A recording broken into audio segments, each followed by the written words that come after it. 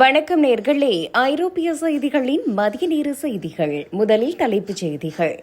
Britain மக்கள் உணவு மற்றும் தண்ணீரை சேமிக்க அறிவுறுத்தல். உக்ரைன் ஒருபோதும் நேட்டோவில் இணையாது, முன்னாள் தளபதி பகிரங்க பேச்சு.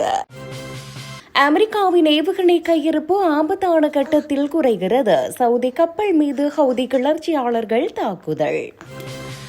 சியூட்டா நெருக்கடி சந்திப்புக்கு பிறகு ஸ்பெயின் நாட்டின் புலம்பெயர்ந்தோர் திட்டத்தை விமர்சித்த ஐரோப்பிய யூனியன் தலைவர். கியூ மீது நடத்தப்பட்ட பயங்கரமான தாக்குதலில் 17 பேர் பலி. பிரிட்டன் விமான நிலையங்களில் புதிய வாகன நிறுத்துமிட விதிமுறை, பயணிகளுக்கு 100 பவுண்ட்ஸ் அபராதம். ஜெர்மனி விமான நிலையத்தில் மர்ம பொருட்கள் கண்டெடுப்பு, விமானங்கள் இயக்கம் பாதிப்பு. இனி விரிவான செய்திகள். பிரிட்டனில் அவசர கால சூழ்நிலைகளை எதிர்கொள்ளும் வகையில் பொதுமக்கள் தங்களது வீடுகளில் உணவு மற்றும் குடிநீரை சேமித்து வைக்க அறிவுறுத்தப்பட்டுள்ளனர். ரஷ்யாவின் சாத்தியமான சைபர் தாக்குதல்கள் மற்றும் தீவிர காலநிலை மாற்றங்களால் ஏற்படக்கூடிய பாதிப்புகளை சமாளிக்க இந்த நடவடிக்கை எடுக்கப்பட்டுள்ளது. இந்த ஆண்டு இறுதிக்குள் பிரிட்டன் அரசு சார்பில் தேசிய விழிப்புணர்வு பிரச்சாரம் ஒன்று தொடங்கப்பட உள்ளது. இதன் மூலம் மக்களுக்கு தேவையான அடிப்படை பாதுகாப்பு வழிமுறைகள் கற்பிக்கப்படும். மின்சாரம், குடிநீர் விநியோகம் அல்லது தொலைத்தொடர்பு சேவைகள் துண்டிக்கப்படும் பட்சத்தில் மக்கள் தங்களை சமாளித்துக் கொள்ள இந்த தயாரிப்புகள் உதவும் என அரசு தெரிவித்துள்ளது.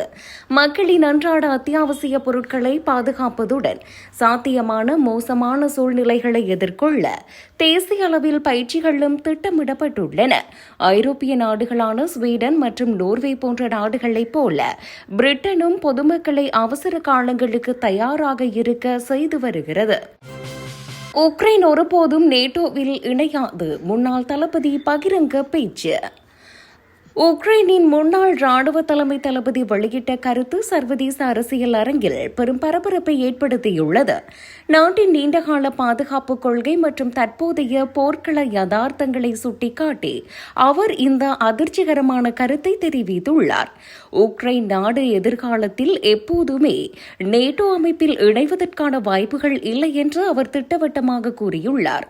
ஐரோப்பிய மற்றும் மேற்கத்திய நாடுகளின் உறுதுணையுடன் போர் தொடர்ந்தாலும் நேட்டோ உறுப்புரிமை என்பது எட்டாக்கணியாகவே தொடரும் என அவர் குறிப்பிட்டுள்ளார். இந்த எதிர்பாராத அறிக்கை உக்ரைன் அரசியல் தலைவர்களிடையே மற்றும் நட்பு நாடுகளிடையே பலத்த விவாதங்களையும் குழப்பத்தையும் உருவாக்கியுள்ளது. ரஷ்யாவுடனான மோதல்கள் உச்சத்தில் இருக்கும் இந்த சூழலில் முன்னாள் தளபதியின் இந்த உரை உக்ரைனின் எதிர்கால பாதுகாப்பு கொள்கையை கேள்விக்குறியாக்கியுள்ளது.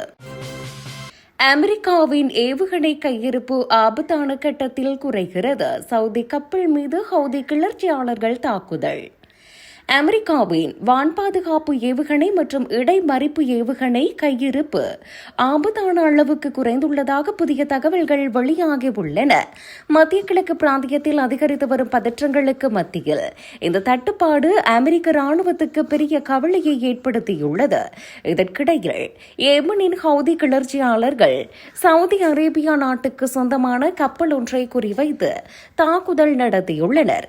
செங்கடல் மற்றும் வளைகுடா பகுதிகளில் ஹவுதிகள் தொடர்ந்து நடத்தி வரும் இந்த தாக்குதல்கள் சர்வதேச கடல் வர்த்தகத்திற்கு பெரும் அச்சுறுத்தலாக மாறியுள்ளன. அமெரிக்கா மற்றும் அதன் நட்பு நாடுகளால் இந்த தாக்குதல்களை முழுமையாக தடுத்து நிறுத்த முடியாத சூழல் உருவாகி வருவதாக நிபுணர்கள் தெரிவிக்கின்றனர். வல்லரசு நாடுகளின் பாதுகாப்பு திறனையும் பிராந்தியத்தின் தற்போதைய ஸ்திரத்தன்மையையும் இந்த சம்பவங்கள் கடுமையாக கேள்விக்குள்ளாக்கியுள்ளன. சியூட்டா நெருக்கடி சந்திப்புக்கு பிறகு ஸ்பெயின் நாட்டின் புலம்பெயர்ந்தோர் திட்டத்தை விமர்சித்த ஐரோப்பிய யூனியன் தலைவர். சியூட்டா நகரில் ஏற்பட்ட சமீபத்திய குடியேற்ற நெருக்கடிக்கு பிறகு ஐரோப்பிய யூனியனின் தலைவர் ஸ்பெயின் நாட்டின் திட்டங்களை வெளிப்படையாக விமர்சித்துள்ளார். ஸ்பெயின் அரசு முன்வைத்த புலம்பெயர்ந்தோர் தொடர்பான சில கொள்கை முடிவுகள் ஐரோப்பிய ஒன்றியத்தின் ஒட்டுமொத்த பாதுகாப்பு விதிகளுக்கு முரணாக இருப்பதாக கருதப்படுகின்றன. இந்த விவகாரம் குறித்து இருதரப்பு தலைவர்களுக்கும் இடையே நடைபெற்ற உயர்மட்ட ஆலோசனை கூட்டத்தில் கடுமையான கருத்து வேறுபாடுகள் வெளிப்பட்டன. ஐரோப்பிய ஒன்றியத்தின் பொதுவான எல்லை மேலாண்மை மற்றும் குடியேற்ற கொள்கைகளுக்குள் ஸ்பெயின் தனது நடவடிக்கைகளை ஒருங்கிணைக்க வேண்டும் என்று வலியுறுத்தப்பட்டுள்ளது. ஸ்பெயின் எதிர்கொள்ளும் நெருக்கடிகளை புரிந்து கொள்ள முடிந்தாலும் தன்னிச்சையான திட்டங்கள் சிக்கல்களை மேலும் அதிகரிக்கக்கூடும் என ஐரோப்பிய தலைவர் எச்சரித்துள்ளார். இந்த கூட்டத்தை தொடர்ந்து ஐரோப்பிய நாடுகளுக்கிடையே புலம்பெயர்ந்தோர் மேலாண்மை குறித்த விவாதங்கள் தற்போது தீவிரமடைந்துள்ளன. கியேவ் மீது நடத்தப்பட்ட பயங்கரமான தாக்குதலில் 17 பேர் பலி. உக்ரைன் தலைநகர் கியேவ் மற்றும் அதனை சுற்றியுள்ள பகுதிகளில் ரஷ்யா நடத்திய கடுமையான ஏவுகணை தாக்குதல்களில் குறைந்தபட்சம் 17 பேர் உயிரிழந்தனர். 51க்கும் மேற்பட்டோர் படுகாயமடைந்ததாக அவசர கால சேவைகள் மற்றும் உள்ளூர் அதிகாரிகள் தெரிவித்துள்ளனர். இந்த தாக்குதல்களால் குடியிருப்பு கட்டிடங்கள், கிடங்குகள் மற்றும் தொழிற்சாலைகளில் பெரும் தீ விபத்துகள் ஏற்பட்டுள்ளன. கியேவ் பகுதியில் மட்டும் 14 பேரும், தலைநகரில் 3 பேரும் இந்த வன்முறையில் உயிரிழந்துள்ளதாக உக்ரைன் அதிபர் வோலோடிமிர் செலன்ஸ்கி உறுதிப்படுத்தியுள்ளார். ரஷ்யா ஒரே இரவில் உக்ரைன் மீது 28 ஏவுகணைகளையும் 115 தாக்குதல் ட்ரோன்களையும் ஏவி தீவிர தாக்குதல்களை நடத்தியுள்ளது. உக்ரைன் படைகள் 98 ட்ரோன்களை இடைமறித்து வீழ்த்தினாலும் ஒரு ஏவுகணையை கூட தடுத்து நிறுத்த முடியவில்லை. இந்த தாக்குதல்களால் உக்ரைனிடம் வான் பாதுகாப்பு ஏவுகணைகளின் தட்டுப்பாடு இருப்பது தெளிவாகியுள்ளது.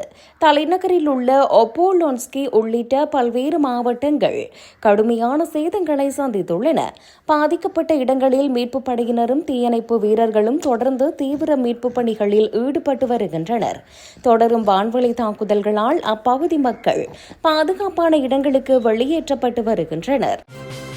பிரிட்டன் விமான நிலையங்களில் புதிய வாகன நிறுத்துவிட விதிமுறை, பயணிகளுக்கு 100 பவுண்ட்ஸ் அபராதம்.